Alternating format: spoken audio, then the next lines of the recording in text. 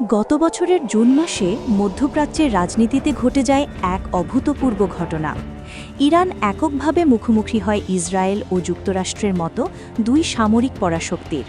এই সংঘর্ষে বিশ্বজুড়ে ব্যাপক আলোড়ন সৃষ্টি হয়, কারণ ইরান তখনও তাদের পুরনো প্রজন্মের ক্ষেপণাস্ত্র ব্যবহার করেই আধুনিক প্রতিরক্ষা ব্যবস্থাগুলোকে চমকে দিতে সক্ষম হয়। যদিও এই সংঘর্ষে ইরানের সক্ষমতার পাশাপাশি কিছু দুর্বলতাও প্রকাশ পায়।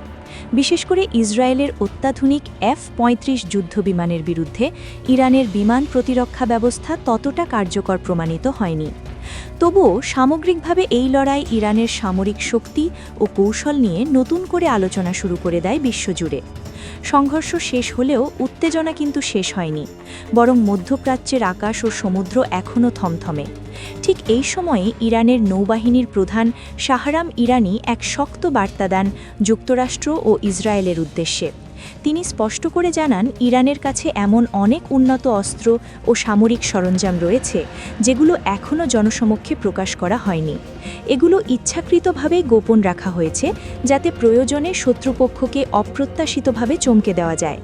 তিনি আরও জানান, সাম্প্রতিক সংঘর্ষের সময় ইরানের নৌবাহিনী শুধু প্রতিরোধেই সীমাবদ্ধ ছিল না। পারস্য উপসাগর ও আশেপাশের সমুদ্রপথে বাণিজ্যিক জাহাজ চলাচল নিরাপদ রাখতেও গুরুত্বপূর্ণ ভূমিকা পালন করেছে ইরানি নৌবাহিনী। বর্তমানে ইসরায়েল ও যুক্তরাষ্ট্রের সম্ভাব্য হুমকি মাথায় রেখে ইরান নিজেদের সামরিক সক্ষমতা আরও বাড়ানোর দিকে এগিয়ে যাচ্ছে। এই লক্ষ্যে দেশটি রাশিয়া ও চীনের সঙ্গে কৌশলগত সহযোগিতা জোরদার করছে। বিশেষ করে হাইপারসনিক ব্যালিস্টিক ক্ষেপণাস্ত্র ও উন্নত প্রতিরক্ষা প্রযুক্তি তৈরিতে ইরান নতুন করে বিনিয়োগ শুরু করেছে। এই সংঘর্ষ থেকে পাওয়া অভিজ্ঞতা ইরানের জন্য একটি বড় শিক্ষা হয়ে এসেছে। দেশটির সামরিক ও রাজনৈতিক নেতৃত্ব ঘোষণা দিয়েছে, ভবিষ্যতে যে কোনো হুমকি মোকাবিলায় ইরানের প্রতিরক্ষা ব্যবস্থা আরও শক্তিশালী ও আধুনিক করা হবে।